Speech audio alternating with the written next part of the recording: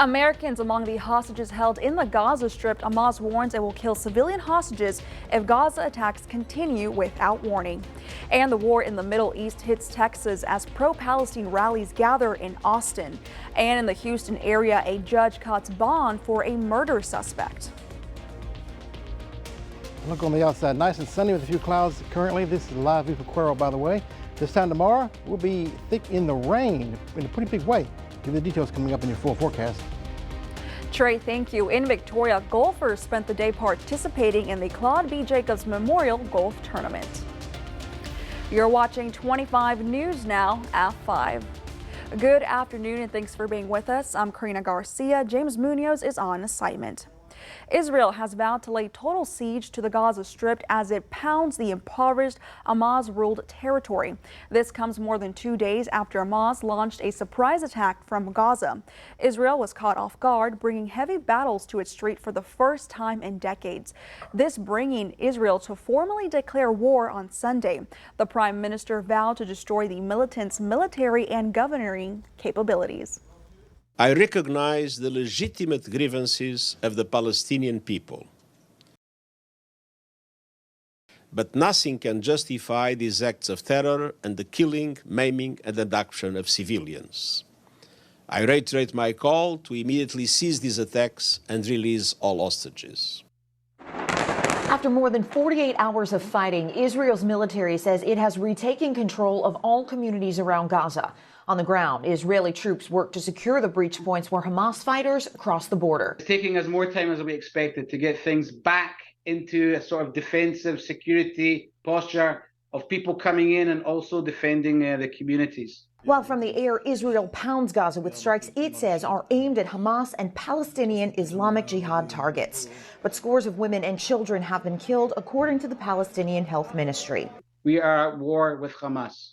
And sadly, there might be people that are involved killed. It won't be intentional. And sadly, Hamas have entrenched themselves in a cynical way within the civilian population. Disturbing new videos from Hamas's attack on a music festival show the extent of the terror. Fighters shooting at a hostage at close range. A woman is led away. Her fate is unknown. Hamas claims it is holding more than 100 hostages. But this was completely different attack that nobody was prepared for, and nobody can ever be prepared for such a thing, I guess. The unprecedented attack shaking the international community. Two senior officials say the U.S. State and Defense Departments are moving as quickly as they can to deliver weapons to Israel as part of already existing contracts. President Biden's direction was to make sure that we're providing Israel everything it needs in this moment to deal with the attacks from Hamas. American Airlines has canceled all flights to and from that area amid the ongoing attack on Israel. The cancellations come after the union representing American Airlines pilots issued a warning to members about the dangers to airspace. In a memo, the union warned crews to turn down any assignment into Israel until they can be reasonably assured of the region's safety and security. The airline will monitor the situation and make further adjustments as needed. And the war reaching us here in the United States, where in Boston, hundreds of people gathered today for a pro-Israel rally. They say to mourn the innocent lives lost and join others in prayers for peace. Governor Greg Abbott today released a statement condemning this weekend's acts of war against the state of Israel and vowed comprehensive public safety measures for Israeli and Jewish locations across Texas. He also ordered Texas flags be lowered to half staff to honor those who lost their lives, including American citizens. But at the Texas state capitol, a group supporting Palestinians rallied Sunday, more than a day after the group launched its attack on Israel. An organizer says while they were surprised by this attack and condemned the loss of life, they believe Israel instigated the attack. The group says Israel has suppressed Palestinians for years, occupying more Palestinian land and denying them rights. More than 1,200 people have died since the attack began. Stay with CrossroadsToday.com as we follow the unrest in the Middle East. And shifting gears, let's go to the weather with meteorologist Trey Mining. Trey, it's been some time. Glad to have you on the evening. Exactly. A long time no see. It's good to be back here. And sunshine on the outside currently, but that's be giving way to clouds and rainfall coming up for your day tomorrow. Current temperature in Victoria, nice and warm and toasty, 79 degrees. Good visibility, 10-mile visibility. Humidity still quite low in the 50% range. With the humidity increasing, clouds increasing, then here comes the rainfall encompassing the whole area. We'll talk about that and your forecast for the next front coming up a little bit later on this half hour coming up. Back to you, Karina. Trey, thank you. We go to the Houston area where a judge reduced the bond for a woman accused of murdering her husband. They marked the third successful attempt at getting Sarah Hartsfield's bond lowered. It started at $5 million, but her attorney says with the reduction to $2 million, it likely still is not low enough for this murder suspect to be a free woman. Sarah Hartsfield's husband of less than a year, Joseph Hartsfield, died in January at a Baytown hospital. The diabetic's death came after his family says he told them he was leaving her. After a grand jury indicted her for his murder, details from her past, including the shooting death of a fiancé, ruled self-defense but now under investigation again, and an alleged murder plot involving her third ex-husband's new wife, have come to light. Good morning, Mrs. Hartsfield. Friday, the mother of four appeared back in court with little to say. A judge lowered her bond to $2 million, higher than the $250,000 her attorney requested. I can't find any other case where they're sitting at 7 figures on a murder case. I would not say she's happy with that, but she has a positive mental attitude. Defense attorney James Reeves, speaking only to KPRC2, says the lesser amount is still too high. She does not have $2 million of assets to provide as collateral as most bondsmen will require. Prosecutors argued Hartsfield is a danger and doesn't have solid ties to the county, adding that she's playing games, causing a delay in her own trial, and can't keep her story straight. But Reeves says she hasn't been found guilty of anything. But I don't think it's fair in a court of public opinion when you don't know anything. We're talking about a case that's not a straightforward type of homicide case that we're normally accustomed to. It could be months before there's any public progress on this case. The trial is scheduled for May, more than a year after Hartsfield's arrest. In Chambers County, I'm Bryce Newberry, KPRC 2 News. House Speaker Dade Phelan is calling for elected officials, including Lieutenant Governor Dan Patrick, to return funds from Defend Texas Liberty. The move comes after reports from the Texas Tribune reveal the group's leader hosted a prominent white supremacist, Nick Fuentes, on Friday. You can read the story at crossroadstoday.com. And in Victoria, the Blue Bonnet Youth Ranch fundraiser was this afternoon. This year, they called it the Claude B. Jacobs Memorial Golf Tournament in honor of Jacobs, who passed earlier this year. The Blue Bonnet Youth Ranch is a special project supported by people who are concerned about the increasing cycle of child abuse. The event took place at the Club of Colony Creek and featured 88 golfers. The team of James Brown, Brian Zeal, Donald McCaff, and Roger Atkinson took first place, and they honored in a tiebreaker. Remember to subscribe to our YouTube channel, Crossroads Today. Hit the like button and click that notification bell. For now, stay with us. Straight ahead on 25 News now at 5. And Maryland, 2 teens shot during the university's homecoming festivities. Also ahead in health news, we'll hear from a doctor on how to beat the virus season this fall.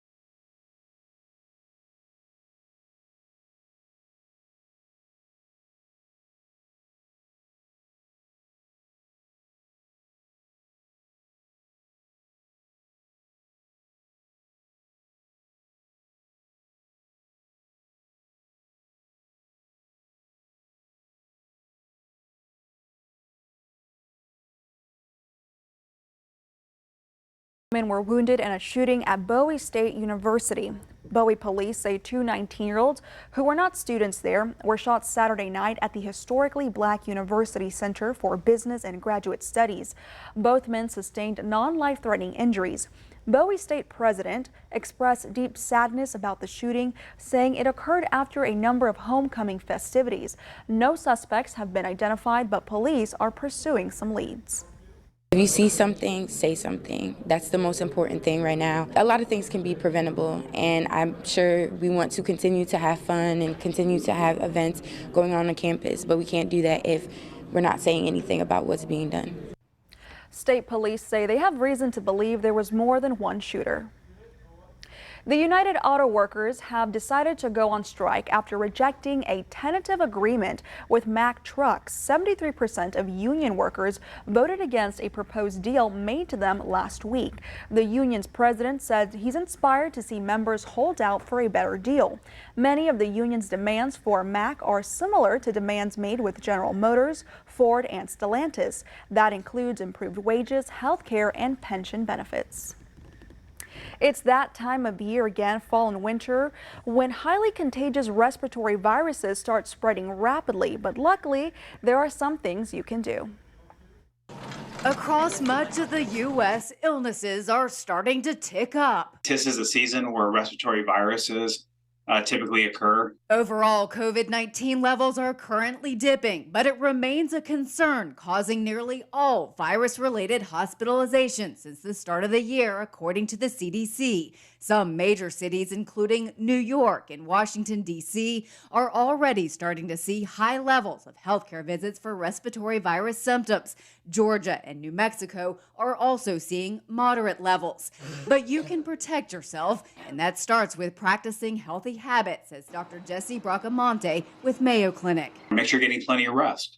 You're eating healthy, you exercise, you're taking care of yourself. This season, there are also vaccines to prevent against three major respiratory illnesses: flu, RSV, and COVID-19. These are effective for helping prevent severe threatening infection of these viruses, so consider that. Bracamonte says if you're sick, stay home. That'll help stop the spread and protect those who are vulnerable to severe illness. It's not worth going for your social event or work when you can stay at home and hopefully prevent your colleagues or family members and friends from getting sick. And finally, don't forget to wash those hands. For Health Minute, I'm Andy Gaither. Older adults make up most of the COVID-19 hospitalizations this year. The experts say few have received the updated booster. Adults 65 and older made up 62.9% of all COVID-19 hospitalizations between January and August of 2023. So here's your viewer poll this afternoon. You can scan that QR code on your screen to vote. The question is, do you plan to get a flu shot and updated COVID-19 booster this fall? Your options are yes, COVID-19 booster, yes, flu shot, yes to both, or no to both. We want to hear your opinion. Come to crossroadstoday.com/vote to take part, and we're going to have an update on 25 News Now at 6. Now, this next story, well, everyone gets a little grumpy sometimes, but when you're a 1,000-pound elk, your moodiness comes with a warning. This picture of a majestic elk soaking in the sun looks like it's plucked from a fairy tale, but Bruiser is very real. He's the only elk on Whidbey Island. The wayward elk has been living on Whidbey Island for more than 10 years. Wildlife officials believe he swam over from Skagit County with his herd and never went back. We checked in on him just before the pandemic when he was seen tangled in a tarp. He was tranquilized in 2017 to free him from a buoy and 30 feet of mooring line. We've seen them be detrimental to yard art, tarps, trees, shrubs, bicycles, a little bit of everything. And unfortunately, most recently, somebody didn't heed his warning and he did do some damage to an automobile. Wildlife Officer Ralph Downs says Bruiser is in his annual rut. He's anxious to shed his antlers, and he's alone. This time of year, he tends to get a little frustrated because he doesn't have anyone to wrestle with and he can't find anyone to have as a companion. But Downs says there are no plans to break Bruiser's routine. He's about 15 years old. Most elk only live to be 10 or 13 in the wild and up to 20 years in captivity. Now that he's getting up there in age, it would be far less appropriate or conducive to even think about relocating him. Downs believes Bruiser is past the peak of his sour season. He warns people enjoy the sight, but give their 1,000-pound neighbor some space. Let's don't be like the elk. Well, let's have a good attitude. Why? Because we have rain and cooler air headed our way. Quick look at the almanac right quick.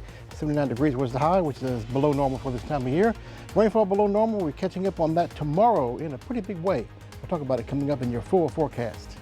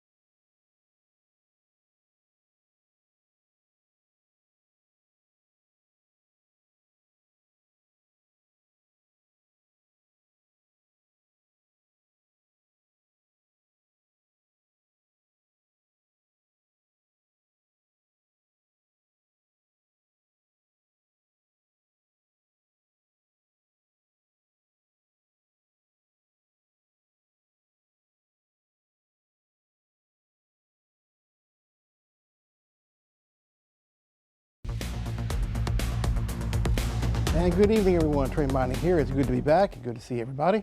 And looking at the radar, well, pretty quiet currently in and around the area. Those little blips there, that's just for the false echo moving on through. But this time tomorrow, I think this radar, well, not think, I pretty much know this radar is going to be full of precipitation everywhere you go, with a good shield of rain headed our way, which is a plus for us. We do need the rainfall and a good soaking rain. It looks like that we will be beginning to get. And the temperature is currently upper 70 or 80 degrees. A little bit warmer out there in the western parts of the crossroads from Gonzales down to Beeville and down to about Refugio or so. So not too bad. Warm feel, but it's not impressively hot. Temperatures as we go through the next little while here, we see temperatures overnight in the 70s, and we'll continue to warm tomorrow. Look at this cooler air coming in for Thursday into Friday. That is a front headed our way, which will give us another dose of cool air like we had over the weekend. So get ready for that. Feel very nice and fresh on the outside. Well, rain chance tomorrow. Where are they coming from? Not really the Gulf of Mexico, but actually a hurricane coming in to Mexico. That's Lydia. You see right here, moving into Mexico, coming up later on today and tomorrow, and pushing a lot of moisture headed our way, coming up along the Texas coast. Pretty good shield of rain headed our way, coming up for your day on Tuesday. Moving out by your early hours on Wednesday with a slight rain chance behind it, just in case of a few lingering storms still kind of linger. And then this front to the north, moving on through, giving us a nice cool air coming up by your weekend time frame, Friday or so, with a slight chance of rain behind it. We have a few clouds lingering in, but cool temperatures once again give us that nice taste of fall that we had over the weekend again around the area. Looking at the rainfall potential, let's go back here and see if we can get this to work here as we go through the next few days. Coming up, maybe half an inch, 3/4 of an inch, maybe some areas near an inch of rain, and some of that could fall in rather quickly, a little bit of quicker time. Some of the areas, so there a little bit of flash flooding could be around the regions, or watch for the developments. Most of the time, it should be pretty much a soaking rainfall, which we need around here. Matter of fact, let's take a look at the future tracker of high clouds moving on through, lowering as we go throughout the rest of the nighttime hours. Waking up tomorrow morning early with rain along the coast, probably south of Victoria, and then filling in throughout the entire area coming up by your afternoon hours for your day tomorrow. And some of this could be briefly on the heavy side, so watch for the developments and don't drive into flooded roads, of course. Begins to move on out by the time we get to early on your Wednesday morning. The clouds will move out, and then we'll see better conditions by then. For your day planner for your Port Lavaca area, cloudy skies all day tomorrow with highs in the 70s. Count on pretty much a rainy day for your day tomorrow. Same thing for Cuero. Cloudy skies all day long. Good rain chances coming in. Some briefly heavy rain possible. Highs in the 70s coming up by about 4 o'clock in the afternoon. Extended forecast for us here. Rain chance tomorrow, 80%. That's pretty much a certainty. I put an alert day just in case because there could be some heavy rainfall causing some localized flooding, so watch out for that. And slight rain chances for your Wednesday begins to move on out. Sun moves in. We go from 88 to 78 coming up for your Friday and Saturday behind the front. Looks great for the weekend with a lot of sunshine to enjoy. Be careful out there tomorrow because it'll be a little bit on the wet side. A whole lot on the wet side, as a matter of fact. Carry an umbrella and be safe out there. And take a look at this right here. This is the QR code. Get your smartphone, scan the code you see right there. They'll take you to a web page. You can download the Crossroads 2-day app and sign up for email alerts. News, weather, and sports is right at your fingertips. Very easy to do. Have it on your phone, and you're all good to go. Back to you, Karina. Trey, thank you. Coming up next on 25 News now at 5, we'll take a look at your stocks. Plus, electric cars and plug-in hybrids now qualify for federal tax credits.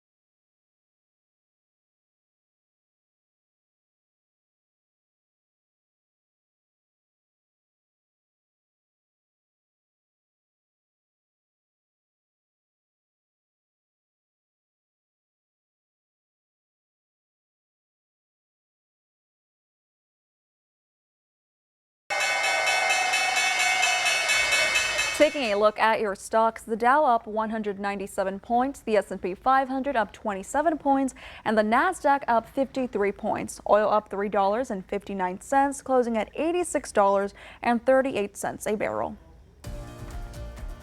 Striking Kaiser Permanente Healthcare, employees are back at work without new contracts. The return of all 75,000 workers, ending the largest healthcare walkout on record. Still, negotiations set to resume Thursday. The labor dispute involves pay and staffing increases, and the unions warn if talks don't go well, they could very well strike again, possibly next month.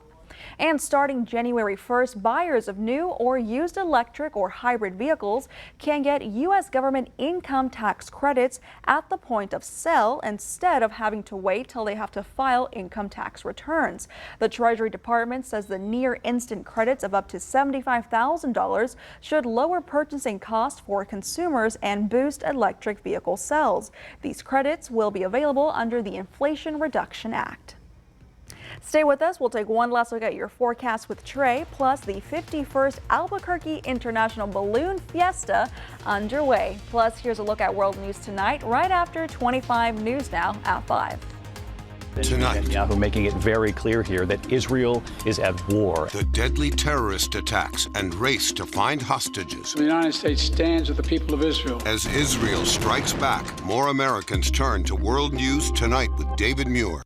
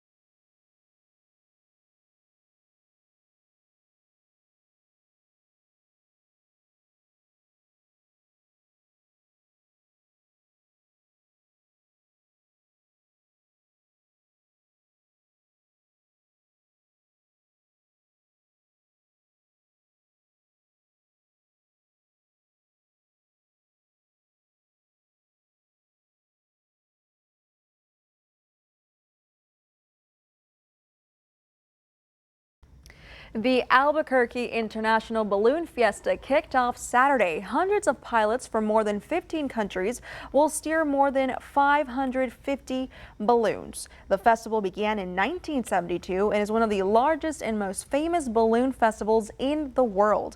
The 9-day fiesta is expected to attract more than 800,000 visitors. That's a packed house or a packed sky? I would say so. Yeah, Open roof? It's a very famous thing that they have there. I've heard about it for many years. It's definitely on a bucket list to go on a Exactly, balloon that ride. would be amazing. All that hot air. Exactly. All that hot air, but we got some cold air. We got some right? cool air headed our way. Yes, exactly. It's hot air today, cooler tomorrow. Let's take a look at the future tracker right quick. Here comes the rain early tomorrow morning, encompassing the area. Pretty much guaranteed rainfall for your day tomorrow, so keep that in mind. And in the areas in the Cuero and also in Port Lavaca, temperatures in the 70s with rain shower chances pretty much all day long tomorrow. Keep that umbrella handy and be safe out there. Could be some areas of potential flooding and some of the heavier storms, but that'll be the exception rather than the rule. Put an alert day just for that, but so you'll be weather aware tomorrow. And then things clearing out and we cool down, especially over the weekend. Back in the 70s for highs with lows in the 60s. Looking forward to that next front. Rain chances tomorrow. That's also good for us. We do need the rain around here. That's right. Should I whip out the hot cocoa? Yes, exactly. Right? We were Texans. This is hot cocoa weather for us, right? 60s, yeah, we're trying to find our coats, yes. Yeah, I'm a fan. I'm a fan. Well, thank you, Trey, and thank you for being with us. We hope to see you back here tonight for 25 News Now at 6. World News Tonight with David Muir is up next.